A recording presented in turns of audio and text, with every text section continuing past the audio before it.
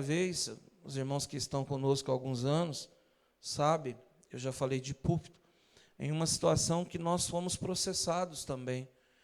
E até assustei outro dia que eu entrei no Google, não sei porquê, por curiosidade, botei o meu nome e saiu o processo. Eu falei, meu Deus, eu tenho um processo aqui. Aí eu fui ver, era um processo de conciliação, que chama, né, processo do juizado de pequenas causas, sobre o aluguel do outro prédio. E ali a pessoa fez exatamente, eu entendo bem o que a Débora está falando, porque a pessoa falava na minha cara, mentia na minha cara, assim, e dizendo que eu devia uma coisa que, na verdade, nós não devíamos, né? Queria cobrar multa de rescisão contratual, de um acordo já feito antecipadamente. E foi muito interessante, a Débora falando, eu estava aqui me lembrando, porque a pessoa que nos atendeu ficou também nervosa na hora e disse para mim, olha, você pode inverter esse processo e processar ele agora, por conta dessa situação, exatamente a mesma fala, né? E eu falei, olha, quem vai fazer a justiça por mim é o Senhor. E falei com a pessoa na saída assim, disse, olha, não faça isso, você está fazendo errado, você está lutando contra Deus, não é contra mim, não é a mim que você está processando o Senhor da obra, está tudo pago, está tudo certinho, você sabe que nós não devemos nada. E falou, não interessa, meu filho está na faculdade, eu tenho que pagar a minha faculdade, eu tenho que pagar a faculdade de meu filho, e você deveria ter lido o contrato antes. Eu falei, eu li o contrato, mas nós conversamos como homens, e você falou que era pura formalidade, agora você pega o contrato e faz um trabalho desse contra mim e contra a igreja do Senhor para arrecadar 6.000 reais? Eu falei, é muito difícil. Se fosse meu, eu não tenho dinheiro, mas talvez eu até faria alguma coisa para resolver o seu problema, mas da igreja não.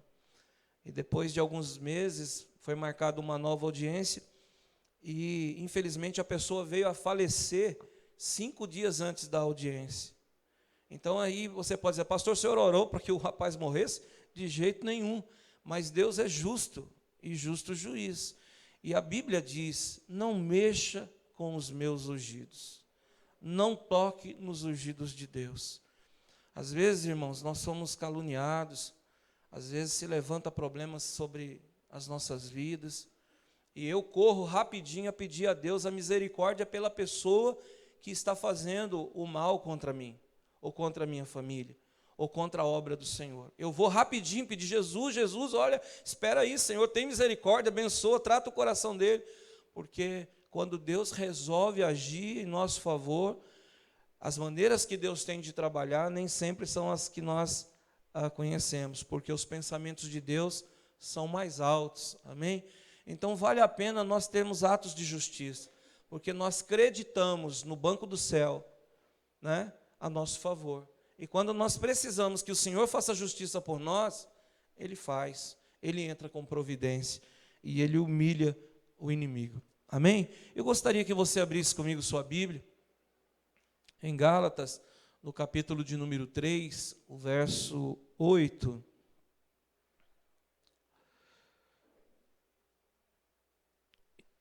Eu vou ler o 8 e o 9. Gálatas capítulo 3, versículo 8 e versículo 9. Nós vamos ler em nome do Senhor Jesus. Todos acharam? Amém? Diz assim a palavra do Senhor. Ora, tendo a Escritura previsto que Deus havia de justificar pela fé os gentios, anunciou primeiro o evangelho a Abraão, dizendo, todas as nações serão benditas em ti, de sorte que os que são da fé são benditos como o crente Abrão. Amém, irmãos? Ou Abraão. Eu vou ler de novo. Ora, tendo a Escritura previsto que Deus havia de justificar pela fé os gentios, anunciou primeiro o evangelho a Abraão, dizendo, todas as nações serão benditas em ti. Que sorte, de sorte que os que são da fé são benditos como o crente Abraão. Pai, em nome de Jesus, mais uma vez diante do Senhor aqui estamos e fazemos um momento de oração. Eu quero pedir ao Senhor, ó Deus, a tua bênção, a tua direção, a tua graça. Quero pedir que o Senhor fale conosco, não o que nós queremos ouvir, mas o que precisamos ouvir. Que o Senhor trate ao nosso coração, Senhor, por amor ao Senhor mesmo, por amor à tua palavra, por amor à tua igreja e com misericórdia da minha vida. Fala conosco, Senhor, em nome de Jesus. Amém. Se eu fosse dar um título a essa mensagem, eu diria que esta mensagem se chamaria Vivendo Abençoados. Amém? Vivendo abençoados. Nós que aceitamos a Jesus como nosso Senhor e nosso Salvador, nós não temos só o direito de ser feliz ou de receber a bênção de Deus. Nós temos mais do que o direito, nós temos o dever de ser feliz e viver as bênçãos de Deus em nós. É inaceitável que uma pessoa que conhece o Senhor Jesus, que está com a sua vida firmada no reino da luz, receba restício, seja chamuscado pelas obras das trevas, a ponto de lhe tirar a visão, de lhe tirar a direção, de lhe tirar a compreensão. Vocês ouviram a Débora dizendo que a luta veio, a adversidade chegou, a situação tenebrosa bateu a sua porta, mas ela disse, olha, eu orei mais do que eu costumo orar. Eu não perdi a direção, eu clamei ao Senhor, eu pedi ao Senhor que fizesse justiça, e assim o foi. Assim aconteceu. Esta é a posição daquele abençoado, daquela abençoada, daquele filho de Deus e daquela filha de Deus. Porque os filhos de Deus são abençoados. Quando Jesus diz na sua palavra, eu vim para que você tenha vida e tenha uma vida abundante, Ele está dizendo, eu vim para que você tenha uma vida e tenha uma vida abençoada, uma vida alicerçada, fortalecida no caminho do Senhor. Pastor, o que é viver uma vida abençoada? Primeiro, é viver nos planos de Deus, é viver na vontade de Deus, é estar firmado dentro de um sincronismo que Deus prepara para nós. Há uma necessidade de estarmos firmados sobre o Senhor Jesus, que é a rocha, que é o fundamento. Qualquer pessoa que vai construir uma casa, irmãos, ele primeiro faz o alicerce. E se o terreno for inclinado, se o terreno for torto, ele vai cortar aquela terra, o barranco, e depois ele vai fazer o alicerce de maneira que aquilo fique reto. Você não vai ver nenhuma casa que o chão dela é assim, né? Nós não vamos ver. Mesmo que o terreno seja inclinado, o chão vai ser reto, porque está firmado sobre um alicerce, está fundamentado em um princípio de sincronismo. Você constrói a casa fazendo as suas bases, quadriculando esta casa, esquadrando, né, esta casa, porque ela precisa ficar de uma forma que te mostre, que te dê direção. Aqui é a porta, ali é a janela, para trás é os cômodos, ali é o banheiro, depois é o quarto. Você tem na sua mente como dimensionar a casa que você mora ou a casa que você vive. Quem está em Deus, queridos, precisa identificar a sua posição no reino de Deus. Quem está em Cristo, nova criatura é, diz a Bíblia, as coisas velhas já passaram e eis que tudo se fez novo. Ser abençoado em Deus é ter equilíbrio na fé, é ter equilíbrio, é ter fundamentos em Deus e em Cristo Jesus. É saber o que é que quer de Deus, é saber aonde quer chegar em Cristo Jesus. Às vezes a gente vê pessoas que estão no reino de Deus, mas estão desalinhados. Eu sempre uso o termo desbussolados. O que é desbussolado, pastor? Não sabe para onde vai. Imagina um barco que navega no oceano Atlântico, por exemplo, um navio. Se ele não tiver o bússola, se ele não tiver o radar, ao mar alto, ele não sabe se está indo ou se está vindo. Amém, irmão? Porque para qualquer lugar que ele olhar, ele vai ver água até o perder de vista. Como nós vamos saber para onde ir no reino de Deus? Porque o reino de Deus é até perder de vista, é até a vinda do Senhor ou a nossa descida à sepultura. O reino de Deus, ele vai se definir eternamente, mas para que eu possa saber para que lado eu tenho que caminhar, eu preciso estar firmado sobre esse alicerce que é Cristo Jesus, sobre a própria palavra de Deus. A Márcia está fazendo pipoca, irmãos. Não precisa nem dizer porquê, né? Amém. A gente precisa saber que estamos no lugar certo. Quando você se filia à igreja do Senhor, você precisa saber que está no lugar certo.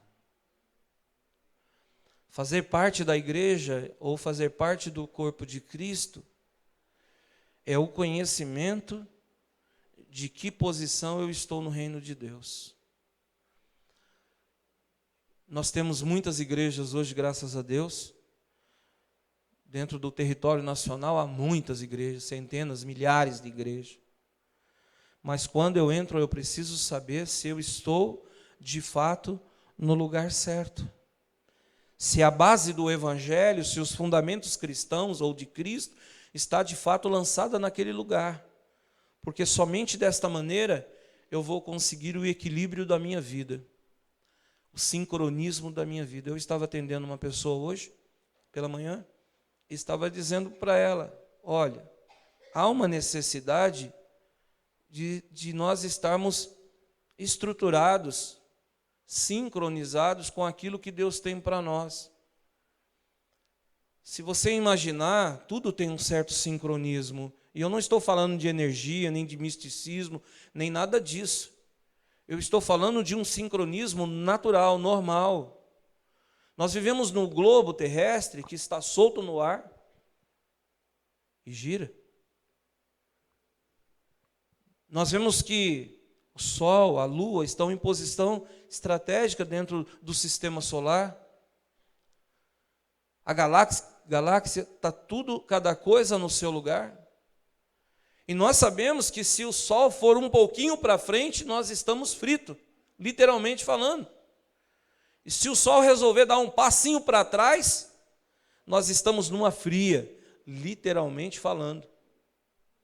Se a Lua resolver não aparecer, as águas tomam conta da Terra. E há um sincronismo. Enquanto aqui é noite, no Japão é dia. Quando lá é dia, aqui é noite. E vice-versa. Há um sincronismo. Eu dava esse exemplo para a pessoa que eu falava pela manhã, dos passarinhos que vão ali, pegam ali a semente, levam para longe e soltam, e ali surge uma árvore. Há um sincronismo nisso. A gente está vivendo um período de seca porque os homens desmataram as florestas que mantinham a umidade da terra, então o sol vem, seca a terra, seca a água, seca tudo. Não há aquela esponja, não há aquele filtro natural que são as árvores, porque os homens resolveram destruir o mundo ou o nosso planeta e sair fora do eixo do sincronismo.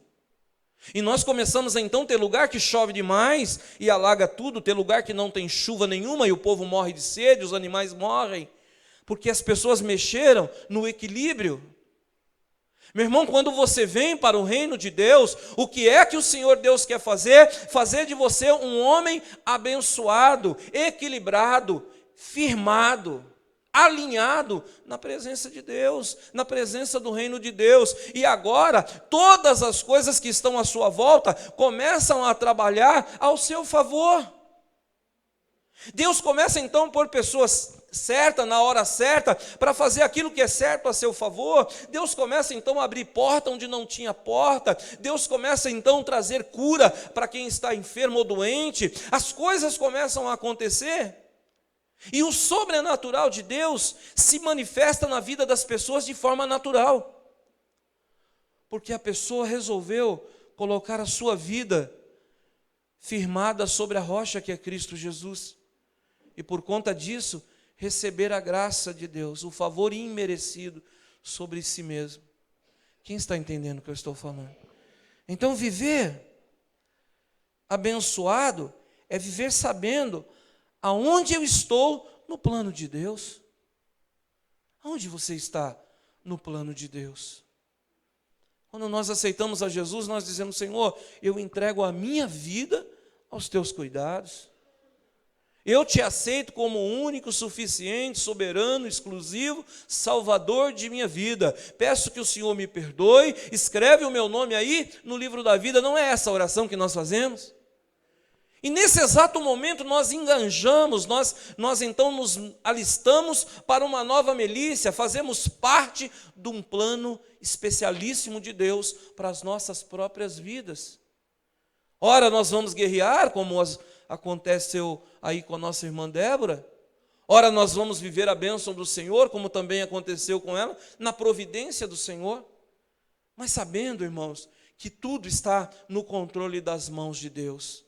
Obedecendo os propósitos que o Senhor Deus revela para nós através da sua palavra, firmando os nossos pés no Evangelho do Senhor. Nós começamos a desenvolver um potencial em Deus.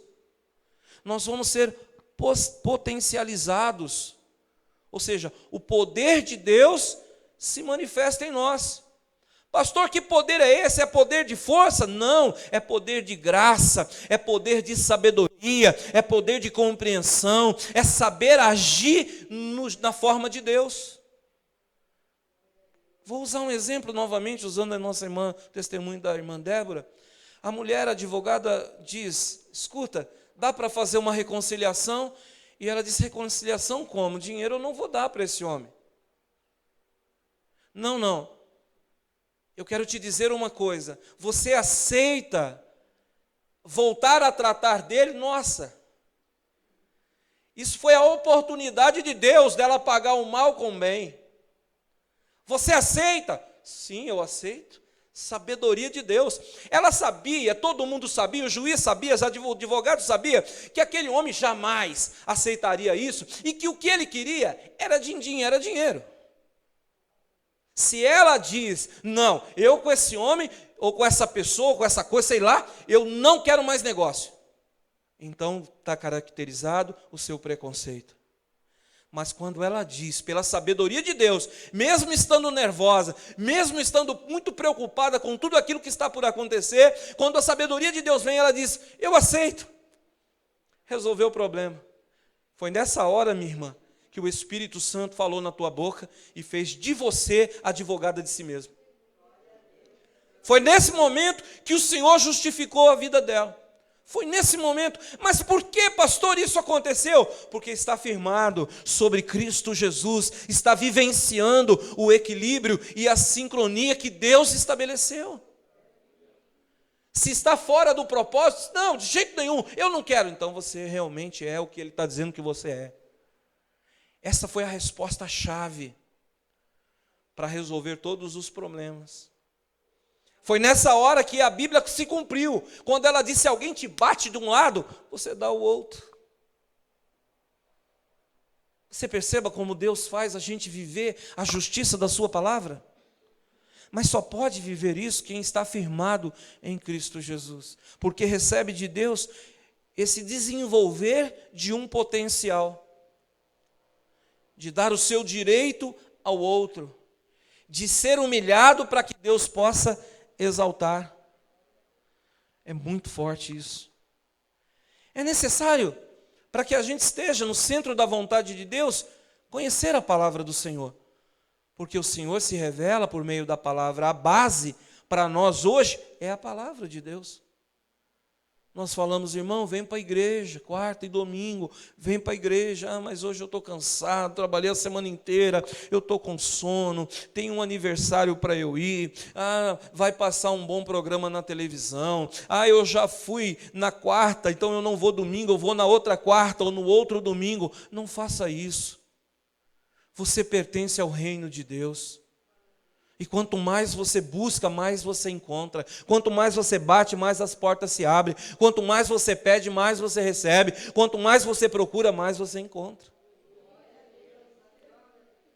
Quando o pastor insiste para que as ovelhas venham para o aprisco do Senhor, para que os irmãos venham para a igreja do Senhor, não é pela vaidade do pastor. É óbvio que nós ficamos muito felizes quando a igreja está cheia, quando os irmãos estão congregados, nós ficamos felizes, mas é primordial que você esteja aqui para receber de Deus, porque a igreja precisa estar congregada. Irmão, põe uma coisa no seu coração: você sozinho na sua casa, você não vai conseguir orar como deve, você não vai conseguir compreender a palavra como você precisa. A igreja foi constituída e deixada pelo próprio Cristo. Então nós precisamos saber. Nós precisamos também, por meio desse conhecimento, fugir do que é errado. Como foi dito, acho que na quarta-feira próxima passada, se não me falha a memória, o mundo está de cabeça para baixo. O certo está errado e o errado está certo. E qual a referência que nós temos? Porque se nós usarmos uma referência do mundo, nós não vamos saber o que é certo ou o que é errado, porque hoje todo mundo pode tudo, sim ou não? Porém, todas as coisas, diz a Bíblia, me são lícito, mas nem todas as coisas me convêm. E a nossa referência é a palavra de Deus. É a palavra de Deus que dá uma referência para nós. Olha, isso aqui não está certo, porque Deus não planejou isto assim. As respostas para as nossas indagações, para as nossas perguntas, estão na palavra. Quando alguém pergunta para Jesus Cristo sobre o divórcio, o Senhor Jesus Cristo diz, olha, no início não era assim. Aonde foi que ele foi procurar a resposta? Na palavra. Quando eles se aproximam dele, se olha, essa mulher foi pega em adultério, e na lei de Moisés está dizendo que nós temos que apedrejá-la. O que é que o Senhor diz? Ele se assenta na areia, escreve, espera acalmar os ânimos daquelas pessoas, e depois ele se levanta com uma palavra que dá libertação pessoal, espiritual, política, social, para aqueles homens. Se olha aqui, aquele que não tiver pecado, que atire a primeira pedra. O que Jesus está dizendo? Tudo bem, pode apedrejar ela. De fato, na lei de Moisés está escrito. Porém, faz uma autoanálise aí, uma autoavaliação e veja se você tem condição de jogar pedra em alguém. Porque quem não tem pecado, que atire a primeira pedra. E naquele momento, cada um começa a jogar a pedra no chão, vai saindo um atrás do outro. Eu acredito que algumas pessoas olharam para trás e disseram para Jesus, seu sem graça. Sem graça, estava tão bom, eu ia jogar pedra, eu ia me divertir, matando alguém, e você diz isso? Jesus está dizendo que nós temos que estar no eixo, no centro da sua vontade, que nós temos que nos apresentar de fato como sacrifício vivo, porque só assim nós vamos realmente